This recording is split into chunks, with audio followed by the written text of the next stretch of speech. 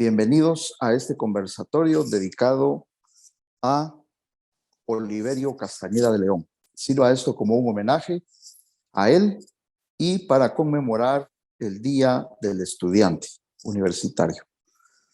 Hoy tenemos a dos personas, dos colegas, dos académicos, dos amigos que conocieron, que vivieron las luchas de los años 70, 80, especialmente de los años 70, con Oliverio Castañeda de León. Son dos invitados muy especiales a quienes me da mucho gusto presentar en este momento. En primer lugar, tenemos al doctor Luis Felipe Irías. Luis Felipe es médico y cirujano graduado en la Facultad de Ciencias Médicas de la Universidad de San Carlos de Guatemala. Como estudiante de medicina fue presidente de la asociación de dicha facultad de 1976 a 1977.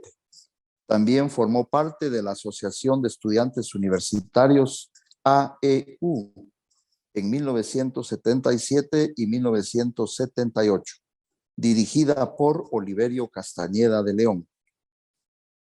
Luis Felipe además posee maestría en salud pública y salud comunitaria y certificado en sistemas de información para salud de la Universidad de Liverpool. Bienvenido, Luis Felipe Irías. También tenemos como invitado muy especial al licenciado Jorge Arriaga Rodríguez. Jorge es licenciado en Historia y Ciencias Sociales, docente por más de 30 años en la Universidad de San Carlos de Guatemala, secretario de Asuntos Universitarios de la Asociación de Estudiantes Universitarios Oliverio Castañeda de León en el año 1978, profesor de la Facultad de Ingeniería y de la Escuela de Ciencia Política, actualmente jubilado y representante de egresados ante Junta Directiva de la Escuela de Historia.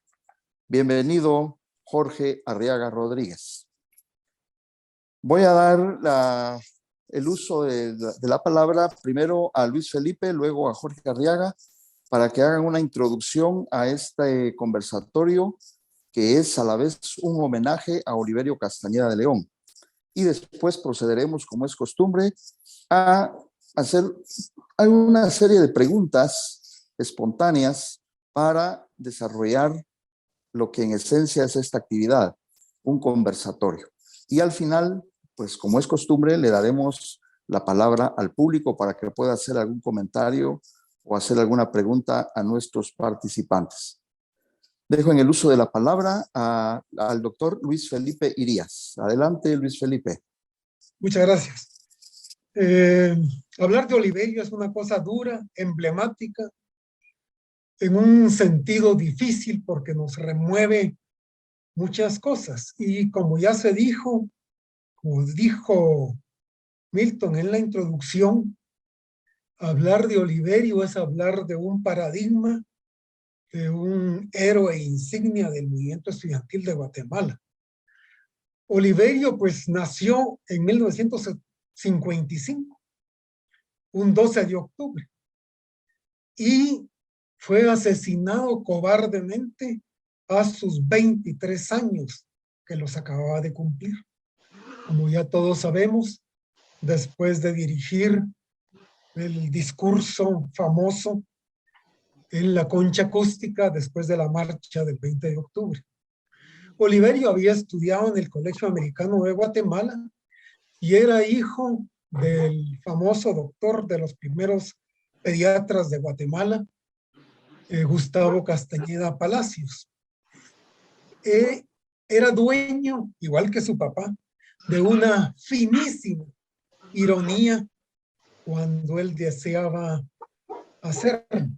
Hablaba perfectamente el idioma inglés y cambió varias cosas de los representantes de la EU en el extranjero, porque a diferencia de todos nosotros, podía comunicarse más fácilmente con muchas más personas. Oliverio hizo una gira internacional en nombre de la AEU en el año de 1977. Y yo fui secretario general de la AEU, que le entregué a Oliverio la AEU en 1978. Y en ese tiempo coincidimos, me lo encontré. Él andaba viajando en el aeropuerto de Roma en mi primer viaje a Europa, que era a la Unión Internacional de Estudiantes, al Congreso. Y nosotros teníamos por política al viajar, uno, que no pagábamos pasajes. Si la UE, Unión Internacional de Estudiantes, deseaba que fuéramos, nos tenía que pagar el precio del boleto. Y dos, pues no había política de viáticos internacionales. Cada quien que deseaba ir se iba con sus propios medios, aunque estando en Europa, casi todo corría por cuenta de la EU. No sé exactamente el número de países que visitó Oliverio, pero estuvo en casi toda Europa Occidental promoviendo la solidaridad con nuestro pueblo. Esa solidaridad era muy escasa, porque casi todo se lo llevaba la solidaridad justa con el pueblo chileno, que había asumido por medio de un cruento golpe de Estado Pinochet, traicionando al presidente legítimamente constituido, y también otros países del Cono Sur. La solidaridad con Guatemala y la lucha de los pueblos indígenas de Guatemala era muy oculta, y por eso la gira de solidaridad que hizo Oliverio. Nosotros nos podemos preguntar hoy, cuando digamos estamos en el final de nuestros 60 años, o en mi caso en los 70, ¿qué hicimos mal en aquella época? Pues probablemente muchas cosas. Pero de eso, ninguna de esas cosas por las que luchó Oliverio eran cosas criminales. Pero ya sabemos que en Guatemala se criminaliza la protesta. Ahora hasta la opinión se criminaliza. Y lo peor es que entonces la mayor parte de personas no se atreven a dar su verdadera opinión por temor a nunca ser ascendidos en el trabajo, a no conseguir trabajo, o a ser despedidos, o a ser perseguidos. O en los discursos de Oliverio, un tema que algunos hasta consideraban no muy adecuado en aquel tiempo, es el respeto al derecho, a los derechos humanos. En su último discurso, Oliverio pide el respeto a los derechos humanos. ¿Y eso acaso es criminal, pedir el respeto a los derechos humanos? Solo a las mentes cavernarias de quienes nos gobiernan todavía ahora. Se criminaliza el código de trabajo. Se criminaliza el respeto al código de trabajo. Por supuesto, la EU apoyó todas las acciones para el respeto al código de trabajo, de una ley que el mismo Estado, el mismo gobierno ha creado para defender sus privilegios, pero ni eso respetan. Por supuesto, Oliverio apoyó a los campesinos anteriormente a la masacre, posteriormente a la masacre de Panzós, y pidió juicio y castigo para esos criminales. Pero es criminal pedir juicio y castigo para los asesinos de esa terrible masacre, no, pero se criminaliza la protesta. Esas luchas de los pueblos indígenas que están representadas en este caso en los campesinos de Panzós es criminalizada aún ahora. Por eso el símbolo de Oliverio, como buen estudiante, porque Oliverio fue el ganador de un premio que da la Facultad de Ciencias Económicas al mejor estudiante de economía durante sus años como estudiante. Por eso no es falso cuando se dice que era un brillante estudiante. Oliverio era un gran agitador. Cada discurso terminaba, comenzaba y terminaba con sus pedidos y sus proclamas, pidiendo justicia y dignidad. Claro, esa frase famosa de mientras haya pueblo habrá revolución, es una frase de Oliverio y es un ejemplo de su sentido agitador. Ahora también se criminaliza ser agitador. ¿Por qué? Si estamos defendiendo los derechos. Otra cosa es que actualmente, cuando se enjuicia a los verdaderos criminales, aparecen en silla de ruedas, con tanques de oxígeno, tratando de esconderse después de esas mascarillas y de esas sillas de ruedas de la justicia. O sea que los verdaderamente cobardes y criminales son ellos. Ahora, al recordar a Oliverio, pues las generaciones jóvenes, presentes y futuras, deberán luchar por rescatar el movimiento estudiantil para que vuelva a tener el peso que en un momento dado tuvo como representante de las mejores ambiciones y luchas del pueblo. Pues como dijeron, 10 minutos. Aquí me quedo. Muchas gracias por haberme invitado. Un abrazo a todas y a todos. Gracias. Gracias, Luis Felipe, por ese semblante que has hecho de Oliverio. Ahora cedo la palabra a Jorge Arriaga Rodríguez. Tiene la palabra, Jorge. Sí, muy buenos días tengan todos y todas. Quiero que esta vez sea un homenaje a Oliverio Castañeda de León, estas palabras, y también que sea un recordatorio a los otros 7 compañeros del secretariado que cayeron en manos criminales, producto de la violencia en la que fue azotada la universidad y que se consideró como un foco de subversión al cual había que desarticular. Oliverio fue uno de los 2 más jóvenes del secretariado. En tan solo 22 años, él accede a la Asociación de Estudiantes Universitarios, pero junto a él iba una compañera de tan solo 19 años, Aura Marina Vides. Siempre trato de que ella esté presente porque siendo tan joven y representante de la Escuela de Trabajo Social, desarrolló en el secretariado que era de formación una actividad tan intensa que permitió que la Asociación de Estudiantes se diera a conocer contextos de apoyo en distintas unidades académicas. Quiero recordar también a Héctor Iteriano, compañero de Económicas, muy querido por nosotros, precisamente por esa intensa actividad que desarrolló en una facultad tan grande. A Iván Alfonso Bravo, compañero de Relaciones Internacionales de la Facultad de Medicina, al compañero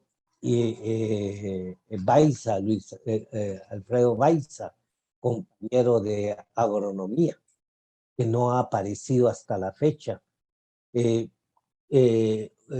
Hugo Morán, compañero de Humanidades, que hoy por hoy desconocemos de él. Julio Estrada, compañero de la facultad, de la Escuela de Ciencia Política, y todos ellos, al igual que Oliverio, representaron un compromiso frente a los acontecimientos que se daban en ese momento.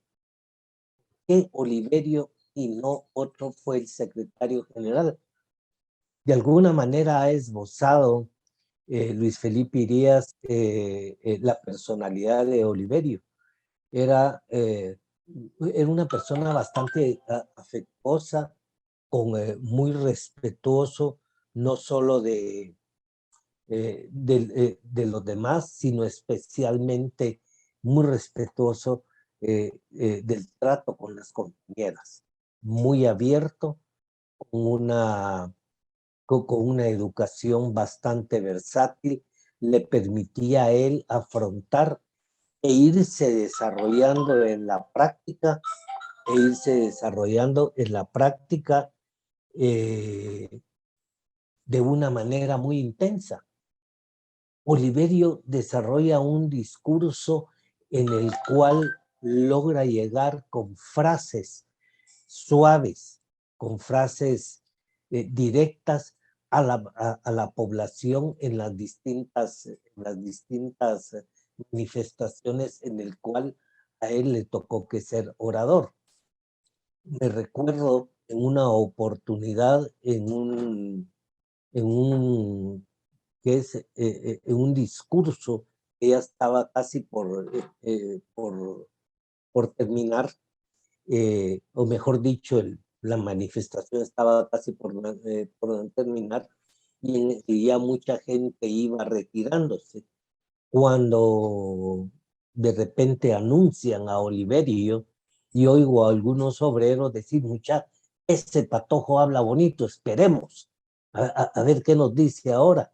Y de verdad, la imagen de Oliverio era una persona menuda, casi todos en ese secretariado, por alguna razón, éramos personas no muy altas, una persona menuda, blanquita, y de sonrisa fácil. Eso no quiere decir que en el secretariado a veces no tuviéramos nuestras broncas, a veces en el trabajo. Es lo normal en un grupo de estudiantes, cuando todos teníamos un bagaje de distintas orientaciones. Imagínense ustedes, estudiantes de historia, de ciencia política, de económicas, de ingeniería, etcétera. Era era un mundo diverso que él lograba con una habilidad manejar y sacar una conclusión en la cual nos permitía estar todos representados. Yo creo que esa es una de las grandes virtudes de Oliverio. Tengo que decir que la imagen de Oliverio ha ido siendo resaltada con el tiempo, precisamente porque es el primer secretario general en funciones que es víctima del asesinato del Estado. El Estado actúa con una diligencia en este acto que lo hace precisamente saliendo después de un 20 de octubre, saliendo después de su intervención a solo cuadra y media del parque, perdón, del Palacio Nacional.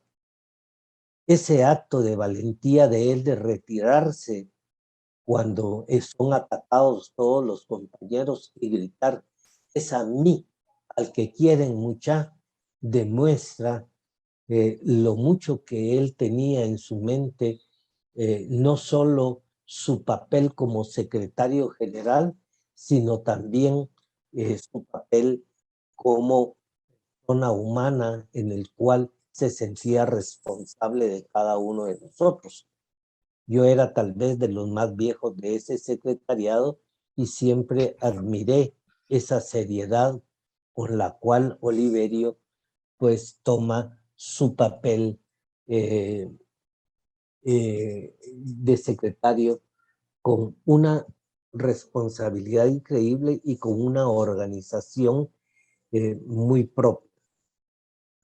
Antes de empezar este conversatorio leía la biografía que sacó precisamente Ricardo Sáenz, una excelente biografía que hay de él. Y hay una parte que me llamó la atención mucho antes de que él llegara a ser el secretario general. La mamá le dice, un día él se viste, ¿verdad? Como dice, se trajea bien y le pregunta a doña Jesusa, se llamaba la mamá de Oliverio, ¿a dónde vas, mijo? Le dice. Pues fíjese que yo soy el secretario, soy candidato a secretario general de la EU y voy a realizar toda mi campaña electoral. Yo creo que era el día en que él iba a tomar. Y doña Jesús empieza a decirle, eso no lo aguanto, eso no lo soporto, tanta tensión, mira todo lo que te ha pasado durante el último año. Fue en el secretariado de Luis Felipe Díaz, que tiene que enfrentar a los del Honorable que querían robarse el dinero, las amenazas a las que es sometido. Y él le dice a don Gustavo, papá, explíquele a mi mamá que yo he tomado mi propio destino. Y en efecto, toma su propio camino y obviamente va a juntarse con nosotros al acto del 22 de mayo de 1978, en esa imagen que ha circulado bastante, en donde pues tenemos todos ahí una participación en esos 5 meses, 6 meses de gestión que tiene Oliverio antes de su asesinato. Hablar de Oliverio es hablar de un gran amigo, como de mis restantes amigos, miembros del secretariado del 78, a los cuales yo les rindo homenaje a cada uno de ellos y obviamente a Oliverio, ¿verdad? Que va a estar siempre con nosotros. Muchísimas gracias. Gracias, Jorge. Vamos ahora a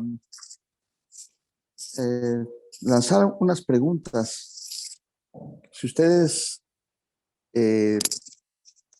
desean, pueden seguir con la dinámica de estas preguntas, o en algún momento, si ustedes quieren desviarse o hacer un paréntesis, pues pueden hacerlo también. Empezando por la actividad política de Oliverio, ¿cómo logra Oliverio articular la política, el activismo, el liderazgo estudiantil en una AEU que pues trataba de integrar pues a todas las facultades, a estudiantes de diferentes áreas del conocimiento?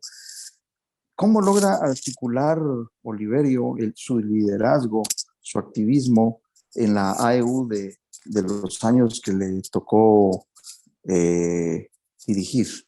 Tiene la palabra Luis Felipe.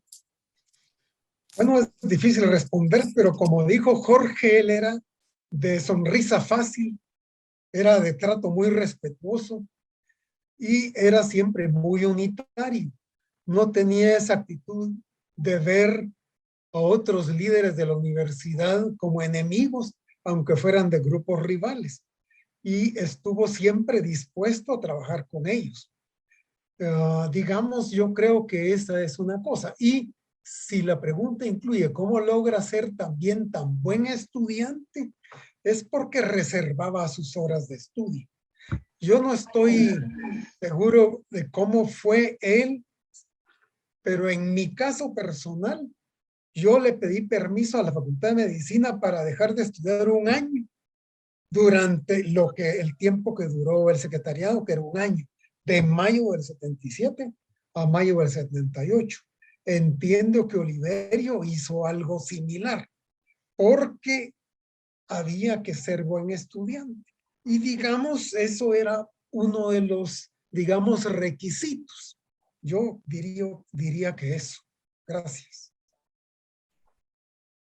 Sí, hay cosas que traía, por ejemplo, Oliverio, y como les decía a ustedes, obviamente sus estudios de secundaria, el hecho de haber tenido una formación en un ambiente bastante, eh, eh, ¿cómo decirle a usted?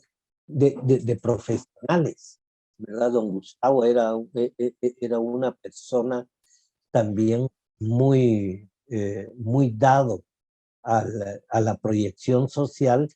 Recuérdense que él tenía una clínica, atendía gente de manera gratuita y el hecho de lidiar cotidianamente con una diversidad de expresiones le fue formando a Oliverio un pensamiento muy versátil, ¿verdad? Y eso hace que él permita, le permita hacer síntesis bastante pragmáticas y positivas y democráticas, que nos quedábamos complacidos todos. Además era un tipo bien cayente, caía bien. Oliverio no era un tipo pesado, y era uno, si yo me molestaba a veces y era a veces alterado, y él, no, hombre, mira, fíjate, y trataba de calmar las cosas, ¿no? A veces frente a las cosas que nos sucedían. Pero no era ningún santo, eso sí tengámoslo claro. Era un joven como todos, como muchos jóvenes que hay. Lo que pasa es que la coyuntura en ese momento estudiantil le permitió a él sacar y desarrollar todo aquello que tenía ahí por, por crecimiento. Creo que el haber tenido a tantos compañeros que él supo oír de una manera inteligente y aceptar las sugerencias. Oliverio no fue de aquellos que dijo, ahorita soy el secretario general y yo soy la última palabra en esto. Todo lo contrario, era un tipo que oía y por ahí iba formando él sus opiniones y sus discursos. Gracias, Jorge. ¿Alguna anécdota especial con Oliverio? ¿Alguna anécdota, pues ya no tan política, sino íntima, que podrían ustedes contarnos esta mañana? Tiene la palabra Luis Felipe. Ay, yo tengo una que hasta está escrita en un libro, pero es que andábamos en una cervecería en Praga. Y claro, yo hablaba español y me defendía de sobrevivencia en inglés. Y Oliverio hablaba perfectamente inglés. A pesar de eso, yo andaba enamorando a una patoja que estaba ahí. Y entonces vine un momento yo como de esos de jóvenes, ¿ah? Le traté de cargar a la muchacha, ¿verdad? Es una anécdota un poco fregada, pero ni modo, yo la cargué y ella muriéndose de la risa. Y cuando me di cuenta, estaba conversando con Oliverio. Entonces me pidió que la bajara, yo la bajé y ya se quedó ella con Oliverio, que tuvieron un buen rato de besos. Esa es una anécdota alegre, simpática y que lo mata a uno de la risa. Gracias, Luis Felipe. ¿Y qué nos puede decir Jorge?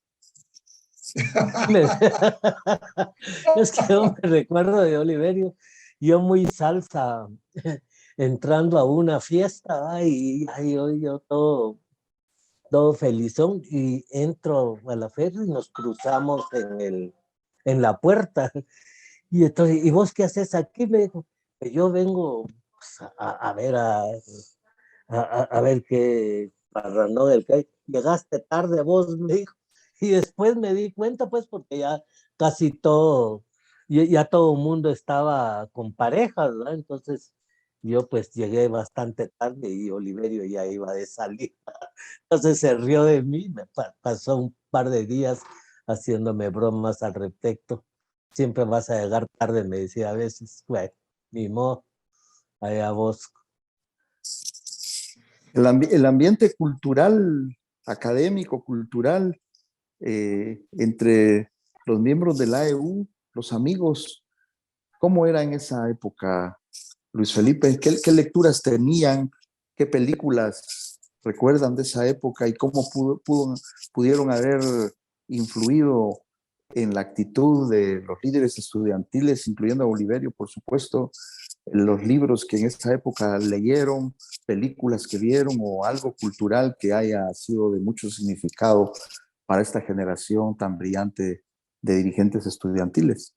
Luis Felipe. Recordate de los 10 libros que había que leer en la escuelita, Luis Felipe. A Lara. Pero, digamos, yo digo que nos considerábamos lo que se diría ahora un poquito intelectuales en el sentido que leíamos bastante. En ese tiempo yo iba poco al cine y me recuerdo que Oliverio iba poco. Era sobre todo por tiempo, porque teníamos muy poco tiempo. Yo me recuerdo de una cosa que tenía Oliverio, tenía 2 ejemplares de La Patria del Criollo. Quiero decir que durante el tiempo que estuvimos juntos en el secretariado, también era mi mejor amigo Oliverio. Andábamos mucho tiempo con él y con los otros compañeros del secretariado. Es una relación muy estrecha. Todos los sábados nos reuníamos en la casa del estudiante en la zona 1.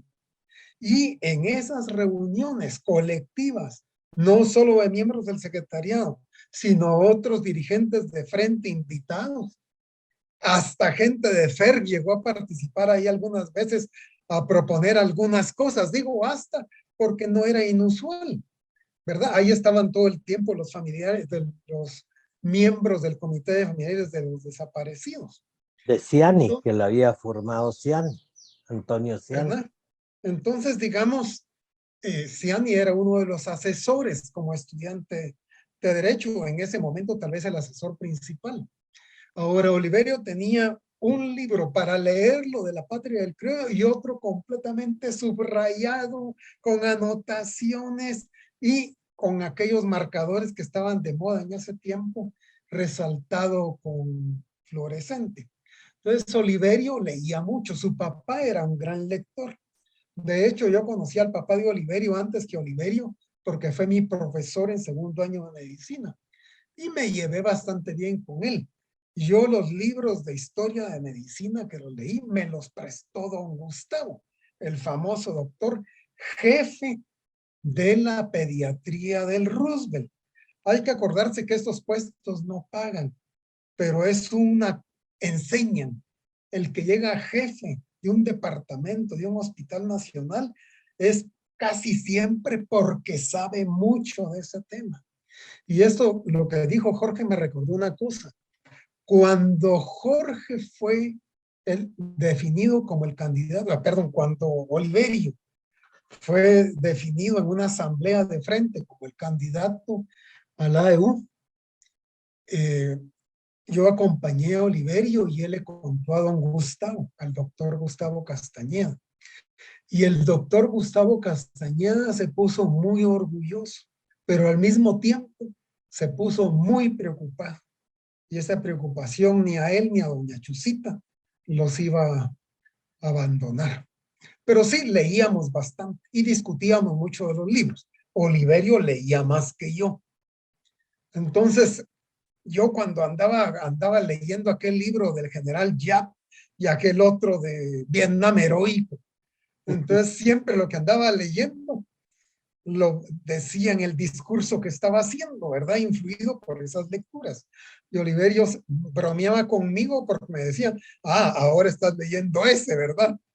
Pero era un tipo de ambiente cultural, de oír la protesta, de leer libros y de discutir sobre ellos. Gracias.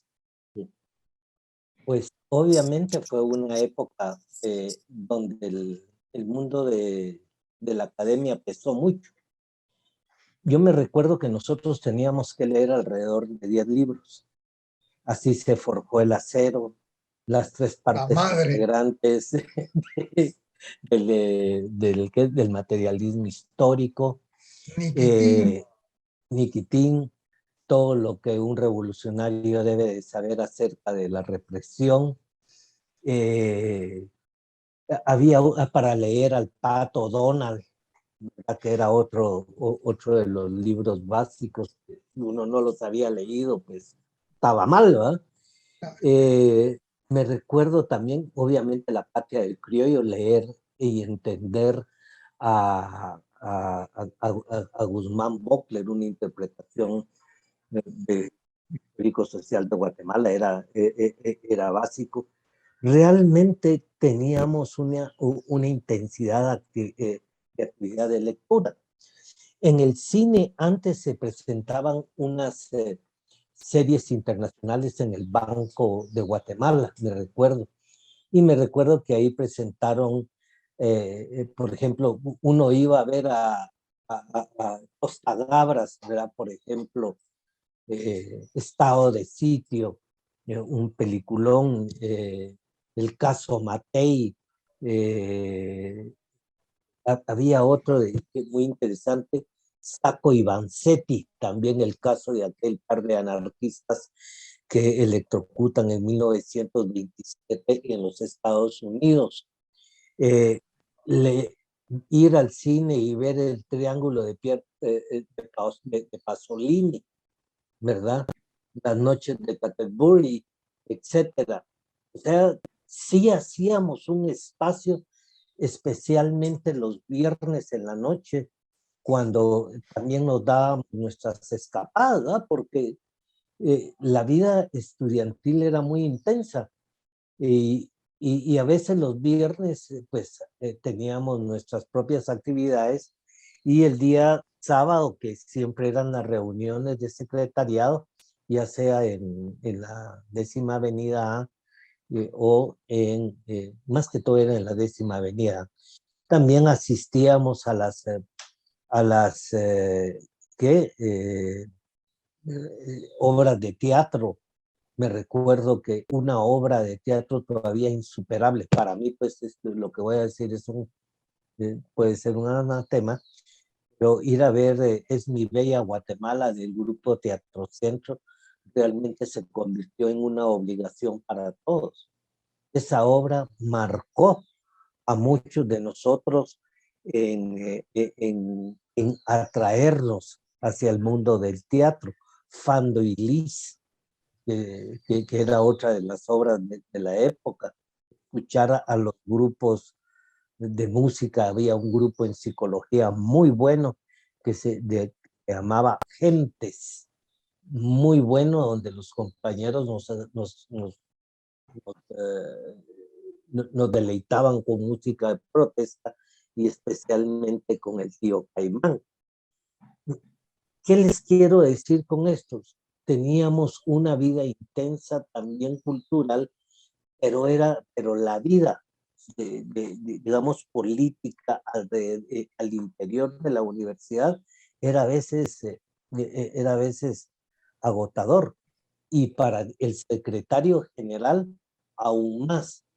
En mi caso, pues yo trabajaba en la EU en la mañana porque en la noche estaban mis clases. Y fíjense que había algo muy interesante en el grupo nuestro, especialmente en el de historia. Nosotros nos juntábamos y mirábamos cómo nos iba y nos ayudábamos en las clases que llevábamos. A mí siempre Hegel fue un problema, hasta que los compañeros me empezaron a explicar en el curso que llevábamos de Hegel sobre la historia y así nos íbamos ayudando. O, por ejemplo, que llevábamos muy pocas, éramos muy limitados en términos económicos. Hacíamos la famosa eh, cafetera, cafetera para todos. y el que tenía los 5 len pagaba y el que no, pues simplemente tomaba su café y ahí estaba. Y al otro día teníamos que ir a lavar los trastos, etcétera. O sea, había un ambiente de solidaridad, no solamente en el campo cultural, sino también en la vida académica. Se sentía uno mal de no ser buen estudiante, ¿verdad? Para nosotros era importante sacar buenas notas o por lo menos pasar limpio el año. No, no se miraba muy bien, por decirlo así, o por lo menos yo no me sentía bien eh,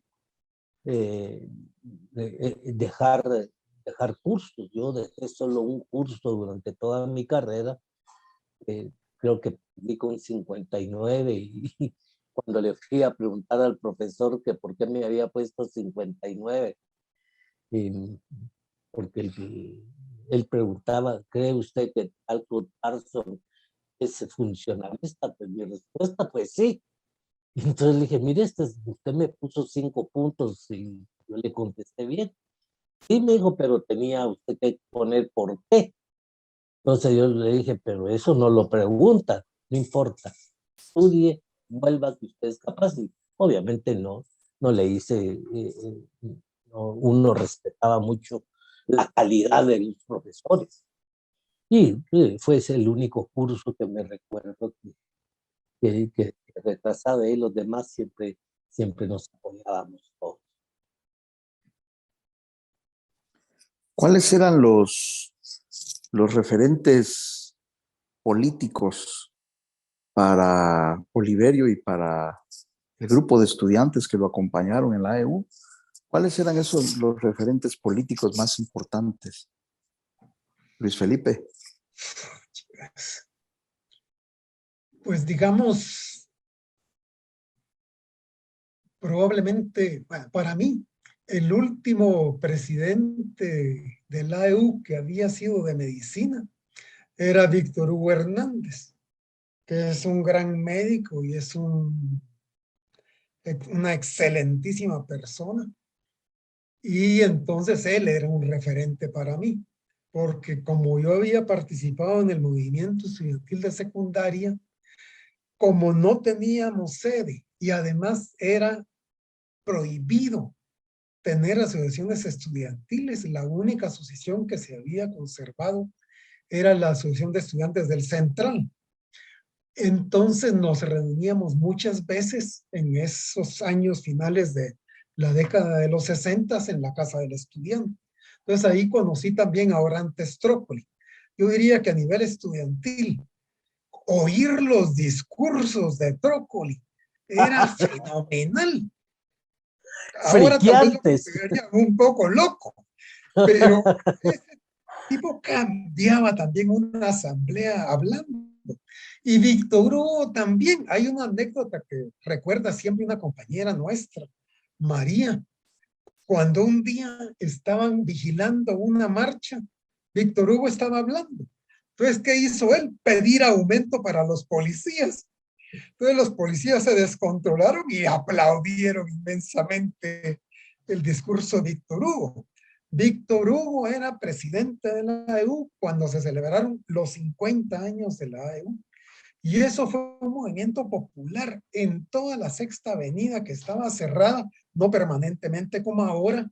Había marimbas pagadas por la AEU. Recordémonos que el presupuesto de la AEU era siempre grande. Y además hay, como pasa ahora, que no se lo dan a la dirigencia por cualquier pretexto. Eso era imposible. Las autoridades universitarias eran mucho más rectas y no buscaban pretextos. Claro, si una asociación se partía por la mitad y el presidente y el de finanzas quedaban en lados separados, ahí sí los congelaban. Pero si los dos se presentaban, les daban la cuota estudiantil. Entonces, digamos, recordar esos discursos de Orantes Trócoli y de Víctor Hugo Hernández eran cosas que parecían sensacionales.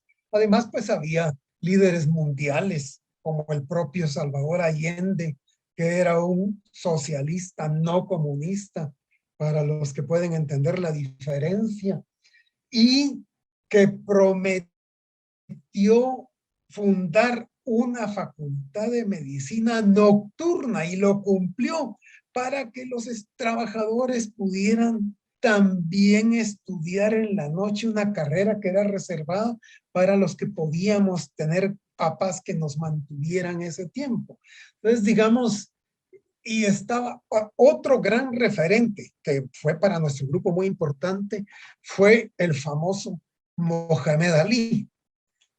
Él fue el primero que dijo en las grandes empresas de comunicación, los negros somos lindos, porque antes no se consideraba eso como una verdad. Al contrario, la verdad es que solo los blancos son bonitos. Y eso le deberíamos dar valor a nosotros en nuestro propio caso. Porque decir que solo los europeos de ojos verdes son bonitos es una mulada que es traicionera hasta con nuestra propia identidad. Ahí venís vos con esa tu cara de achinado, ¿verdad? ¿Y qué le quieren decir a uno? ¿Ah? Entonces, digamos, hay muchos referentes de esa época, de gente que fue perseguida por opinar. Bueno, ya me extendí mucho, pero ni modo. Dice Jorge. Fíjate que yo tuve una relación con el movimiento estudiantil muy particular. Yo entré evangelizando a la universidad con el movimiento Alfa y Omega. Entonces, pero en el transcurso de esto, pues obviamente cambió mi manera de ver y tuve la posibilidad de juntarme con compañeros antes de entrar a la universidad, que fundaron un movimiento que se llamaba los catecúmenos, que eran protestantes que se acercaban mucho a la teología de la liberación. Entonces ahí nosotros conocimos a Frei Neto, ¿verdad? Leímos a Frei Neto y eso me hizo no, a mí en lo personal, como cristiano, no ver como diabólicos a los compañeros que eran marxistas en esa época, o a mí no me asustaba que hablaran de comunismo, obviamente. Entonces, ese acercamiento a un Cristo mucho más vivo, mucho más, más, más cercano hacia los pobres, el Cristo que, por ejemplo, que saca, a nosotros nos encantaba hablar del Cristo que sacaba del templo a los mercaderes corruptos, ¿verdad? Y entonces, un poco ideal para estos momentos. Ojalá lo oyeran todos aquellos fariseos de hoy, que leyeran ese pasaje de la Biblia. Después, a mí me impresionó mucho el Che, ¿verdad? Ese hombre nuevo que se acerca mucho a un apostolado. Ya no digamos leer algunos discursos que nosotros podíamos obtener de Fidel Castro, no cabe duda. Otro que en lo personal me enriqueció mucho fue haber leído la obra de Gandhi, de Richard Lois Fisher, de verdad, Lois Fisher, la obra de Lois Fisher le sirve a Richard Attenborough para desarrollar la película Gandhi, que aquella película maravillosa sobre la vida de él. Obviamente por ahí van mis impresiones, no digamos Mohamed Ali, que no todos lo admirábamos por esa valentía de rechazar el reclutamiento militar, ¿verdad? Y decir, mire, a mí no me han hecho nada los vietnamitas, ¿por qué voy a ir a pelear contra alguien que no me ha hecho nada? ¿Verdad? Obviamente eso, Salvador Allende fue un gran referente también para nosotros. Y siempre he estado muy atraído por la imagen y lo poco que se conoce me ha costado, pero me recuerdo que leí una pequeña biografía de Emiliano Zapata, ¿verdad?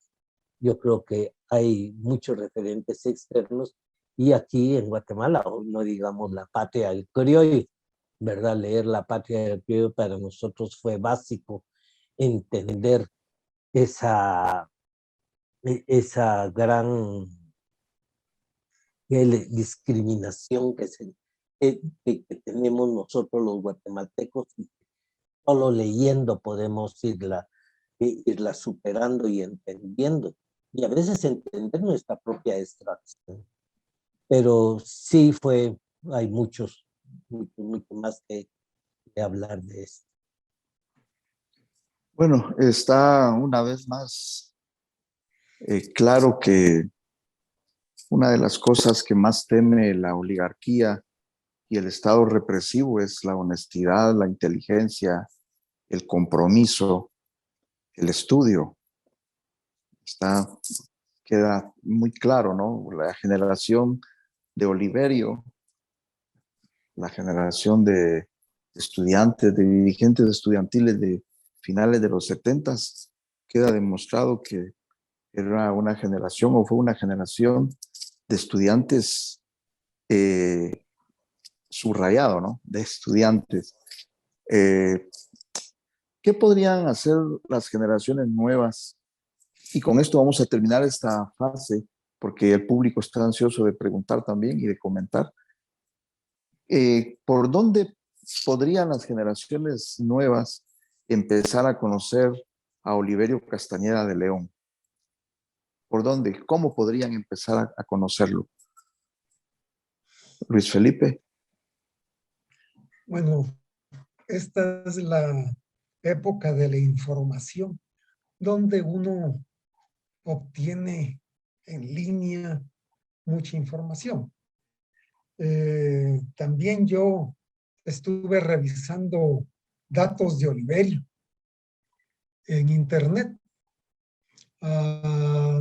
Por supuesto que casi todo el material es legítimo, no hay cosas ahí que sean, opinaría yo, falsas.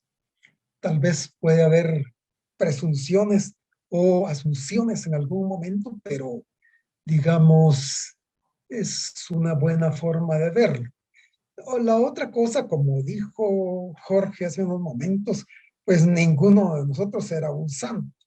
Yo vengo de una familia profundamente católica, con un tío y un tío abuelo que son sacerdotes, un poco conocidos en su momento, los dos muy honrados. Uno es el que termina de construir la catedral, una de las naves y la segunda torre de la catedral de Guatemala. Tenemos muchas influencias. Ahora es importante leer la historia. Pues Oliverio, como dijo Óscar Peláez en el discurso que hizo cuando se le concedió el doctorado honoris causa por parte de la Universidad de San Carlos de Guatemala, era bien favorecido en su relación con el sexo opuesto. Fue las palabras que utilizó casi textualmente Óscar Peláez. Es decir, estoy diciendo que no éramos santos. Como ya se dijo, Oliverio era respetuoso y casi todos nosotros éramos gentes respetuosas. No. Entonces, esas facetas de combinar la lucha, el estudio y tener además una vida honrada, creo que es una parte para comenzar. Y la otra cosa es que, digamos, hay como una interrupción generacional entre los dirigentes por las masacres que se sufrieron. Lo mismo pasa en la universidad. No es casual que lleguen rectores que no hubieran llegado si hubiera permanecido la tónica anterior, porque eran otros referentes para nosotros, nuestros rectores.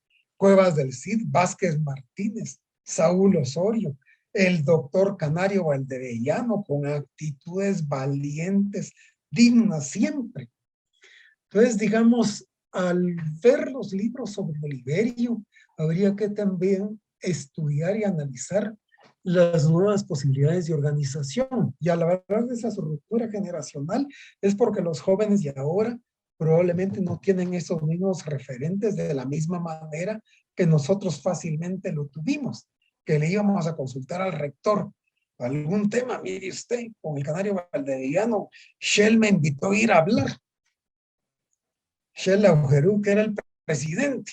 ¿Qué piensa usted? Y entonces con él armamos juntos el discurso junto con el dirigente de educación media. Ahora es más difícil hacerlo, pero hay otros elementos y habría que buscar nuevas formas de llegarle al estudiante ahora que no sean esas formas corruptas de darle sándwiches en las elecciones estudiantiles y también académicas, ¿verdad? Creo que el paradigma de Oliverio es eso, un joven estudioso, brillante, capaz, decidido, dedicado y valiente. Gracias. Ni jaripeos, ¿verdad? Ni jaripeos. Miren, Ni guaro. este libro en el cual participamos muchos compañeros de frente para que se elaborara y que lo sistematizara Ricardo Sáenz de Tejada, es un buen libro y se puede encontrar en internet gratuito. Usted lo puede bajar, ustedes son más dados a la tecnología, pues uno el papel. Creo que es un buen libro, puede tener algunas sus pequeñas cosas que uno no esté de acuerdo, pero en general me parece un buen libro para leer. Y creo que después de eso, realmente hacer el ejercicio de la coherencia, ¿verdad? Eso es muy importante, es algo que tenía Oliverio, ser coherente con lo que uno dice, con lo que uno hace. Pero principalmente yo les sugeriría este libro que lo leyera. Realmente me pareció muy bueno que se hiciera y creo que es uno de los mejores homenajes. Gracias, Jorge. Ahora voy a leer algunos comentarios y preguntas del público. Julie Franco dice, es interesante saber acerca de un hombre estudiante, amigo y cercano como lo fue Oliverio Castañeda. Entonces, ¿dónde y en qué momento el sentir y vivir como estudiantes comprometidos en la academia, en la sociedad y en demás ámbitos, esa hermandad solidaria en todos sus aspectos, donde los estudiantes que pertenecían a una asociación apoyaban con sentido real, no solo con el tener un microondas y decirle a los compañeros está a su servicio, sino el apoyo real en cada situación que afecte al estudiante en su paso por las aulas universitarias. ¿Cómo volver a propiciar ese ir y enseñar a todos, desde el factor estudiantes, catedráticos, personal universitario y profesionales sancarlistas, porque también fueron estudiantes, para dejar de seguir en los mismos ciclos? Esos en los que tratamos de mordernos la cola sin conseguirlo, dando vueltas con más de lo mismo, referentes que vale la pena hablar de ellos y tratar de retomarlos para darle paso al compromiso real y comprometido de aquellas generaciones. Verónica Isabel Izaguirre Estrada, ¿en qué momento creen ustedes que esa calidad académica que se tenía en la USAC se pierde? ¿Y qué hacer para recuperarla cuando los mismos estudiantes no quieren calidad? Gladys Tobar dice, felicitaciones por esta excelente actividad que nos sitúan en una dimensión verdaderamente académica. Maricris Chanté Campaná dice, gracias por compartir sus experiencias. No es lo mismo leerlo que escucharlo. Si tienen ustedes algún comentario o respuesta a estas preguntas y comentarios que he leído, tienen la palabra en este momento. Nos enfrentamos después de los años 80, hay un grupo de compañeros que son desaparecidos, 2 secretariados, uno en el 84 y otro en el 89, Miren, la universidad es una universidad intervenida y ha mostrado hoy su ferocidad y sus grandes niveles de corrupción. No, no es un hecho ajeno esto.